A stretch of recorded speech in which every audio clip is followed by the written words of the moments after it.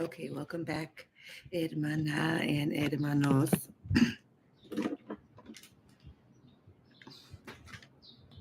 My voice got even more ronka. Okay, gotta brush my teeth. Um, Day 3, Genesis 9 through 12. So we're just gonna come to our handy dandy Chat GPT. Did you guys rename your Chat GPT? If so, comment below. What is your Chat GPT's name? So all we do is we come to, I have like a folder that says Bible study. So we're just keeping all the readings in this particular one, because if you come here, it has the different folders of different conversations. I think, I don't know. So let's just continue on.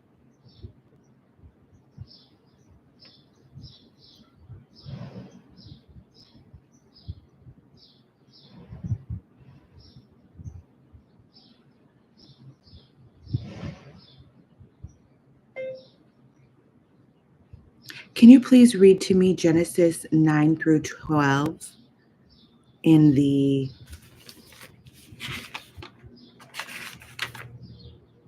New Living Translation?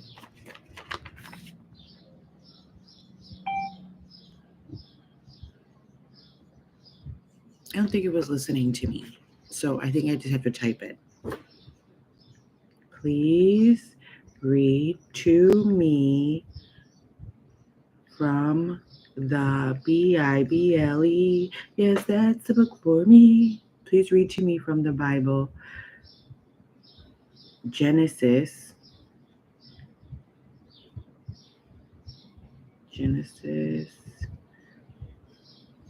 Every time we say Genesis, I think of the little Genesis, the little granddaughter Genesis. Shout out Della. What? Genesis 9 through 12. What are we doing? 9 through 12.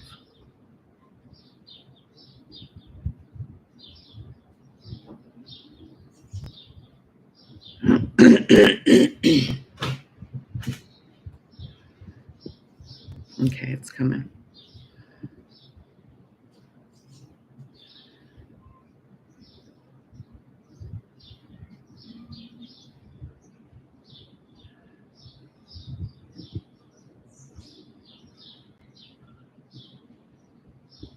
Long one.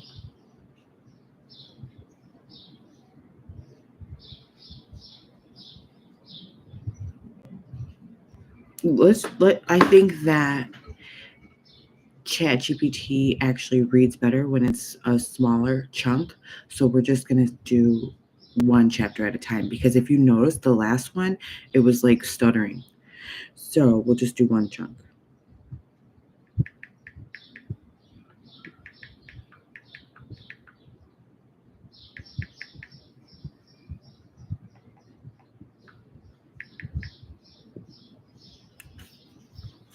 I lost my page.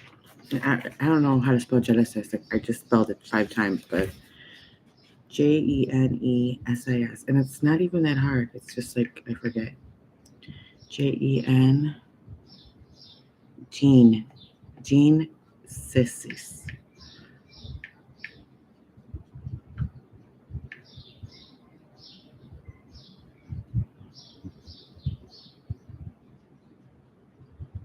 Yeah, it loaded so much more smoother, just one chapter at a time.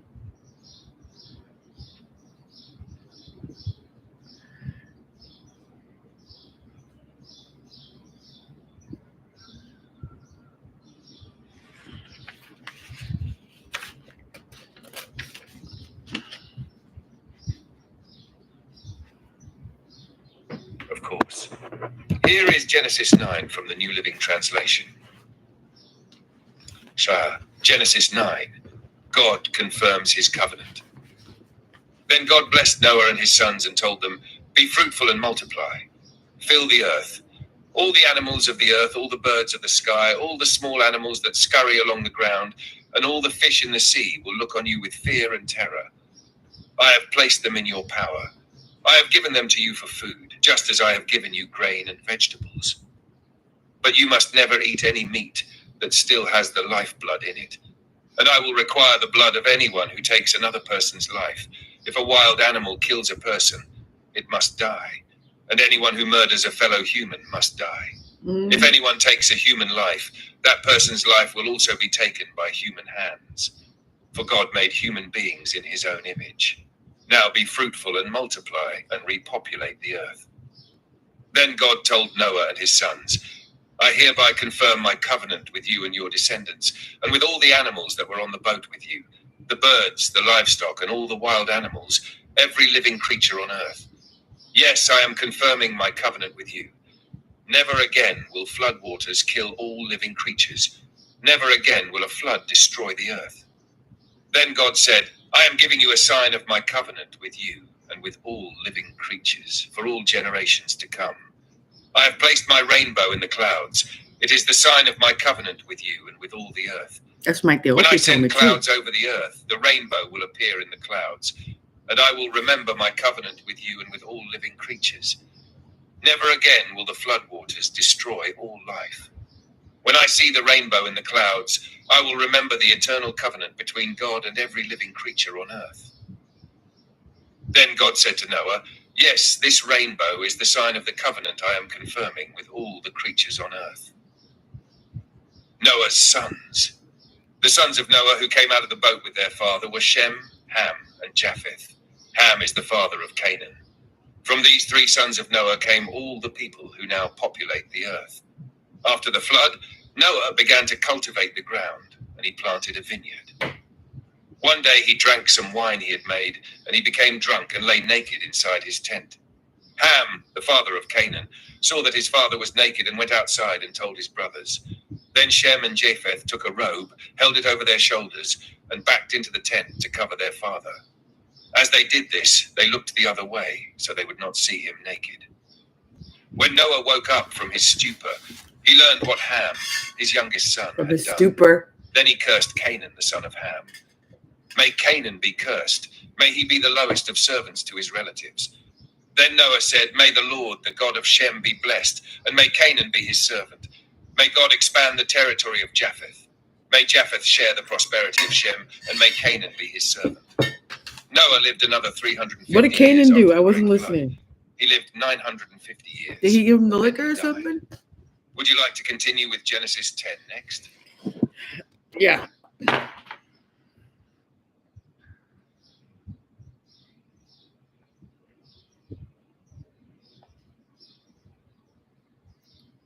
What did he do?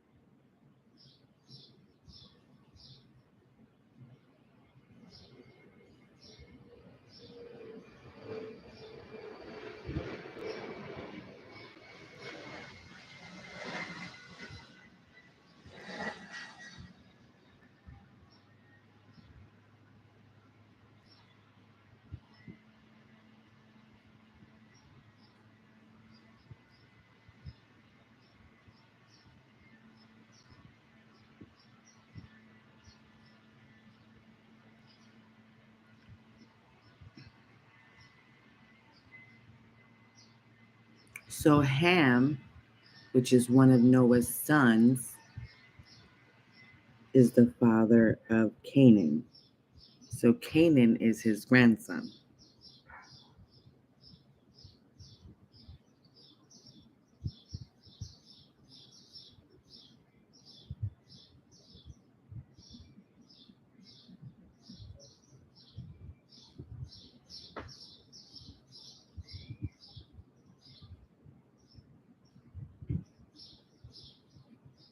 Ham, the father of Canaan, saw that his father was naked and went outside and told his brothers.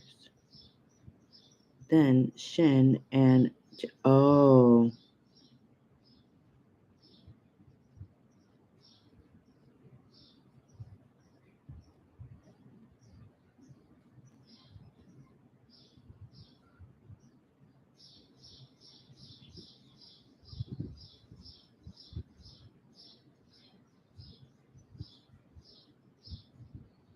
so he said that when he woke up from his stupor, he learned what Han, his youngest son, had done. What did he do? Was he's the first one that saw his dad drunk as a skunk, and instead of helping him, he went and told his older brothers. And that's the one thing I can think. And then he cursed Canaan. So then he's like, I'm cursing your son because you didn't help me when I was drunk.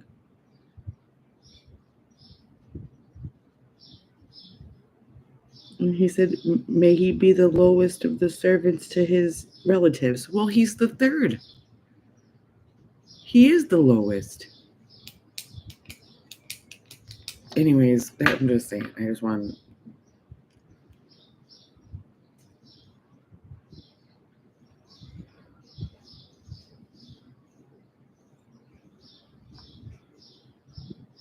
Certainly. Keep it moving. Here's Genesis 10 from the New Living Translation. Genesis 10, the descendants of Noah. This is the account of the families of Shem, Ham, and Japheth, the three sons of Noah. Many children were born to them after the great flood. Descendants of Japheth. The descendants of Japheth were Gomer, Magog, Madai, Javan, Tubal, Meshech, and Tiras. The descendants of Gomer were Ashkenaz, Rephath, and Togarmah. The descendants of Javan were Elisha, Tarshish, Kittim, and Rodanim. Their descendants became the seafaring peoples that spread out to various lands, each identified by its own language, clan, and national identity. Descendants of Ham. The descendants of Ham were Cush, Mizraim, Put, and Canaan. The descendants of Cush were Seba, Havilah, Sabta, Rama, and Sabteca. The descendants of Rama were Sheba and Dedan. Cush was also the ancestor of Nimrod, who was the first heroic warrior on earth. Since he was the greatest hunter in the world, his name became proverbial. People would say, this man is like Nimrod, the greatest hunter in the world. He built his kingdom in the land of Babylonia with the cities of Babylon, Erech, Akkad, and Calneh. From there he expanded his territory to Assyria, building the cities of Nineveh, Rehoboth-ar, Calah, and Rezin, the great city located between Nineveh and Calah. Mizraim was the ancestor of the Ludites, Anamites, Lehabites, Naphtuhites, Pathrusites, Caslahites, and the Caphtorites, from whom the Philistines came. Canaan's oldest son was Sidon, the ancestor of the Sidonians. Canaan was also the ancestor of the Hittites, Jebusites, Amorites, Girgashites, Hivites, Archites, Sinites, Arvadites, Zemarites, and Hamathites. The Canaanite clans eventually spread out, and the territory of Canaan extended from Sidon in the north to Gerar and Gaza in the south, and east as far as Sodom, Gomorrah, Admah, and Zeboim near Lasha.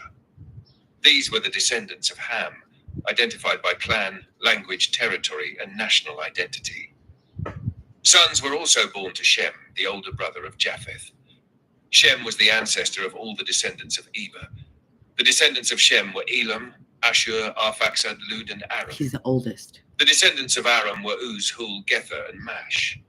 Arphaxad was the father of Shelah, and Shelah was the father of Eber. Eber had two sons. The first was named Peleg, which means division, for during his lifetime the people of the world were divided into different language groups. His brother's name was Joktan. Joktan was the ancestor of Almodad, Shelif, Hazarmaveth, Jerah, Hadoram, Uzal, Dikla, Obal, Abimael, Sheba, Ophir, Havilah, and Jobab. All these were descendants of Joktan. The territory they occupied extended from Mesha all the way to Sephar in the eastern mountains.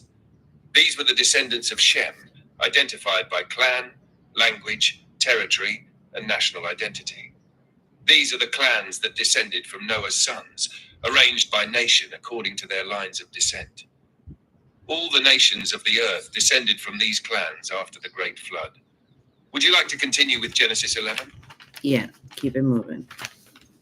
It's a lot of babies.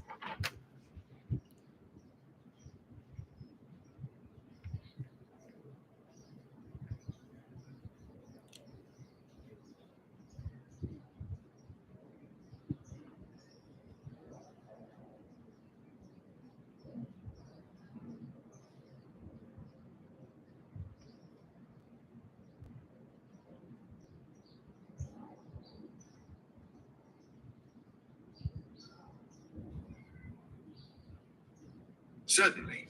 Here's Genesis 11 from the New Living Translation, NLT Fat. Genesis 11, the Tower of Babel. At one time, all the people of the world spoke the same language and used the same words. As the people migrated to the east, they found a plain in the land of Babylonia and settled there. They began saying to each other, "Let's make bricks and harden them with fire." In this region, bricks were used instead of stone, and tar was used for mortar. Then they said, "Come, let's build a great city for ourselves with a tower that reaches into the sky. This will make us famous and keep us from being scattered all over the world." But the Lord came down to look at the city and the tower the people were building. "Look," he said, "the people are united and they all speak the same language. After this, nothing they set out to do will be impossible for them. Come, let's go down and confuse the people with different languages. Then they won't be able to understand each other." In that way, the Lord scattered them all over the world, and they stopped building the city.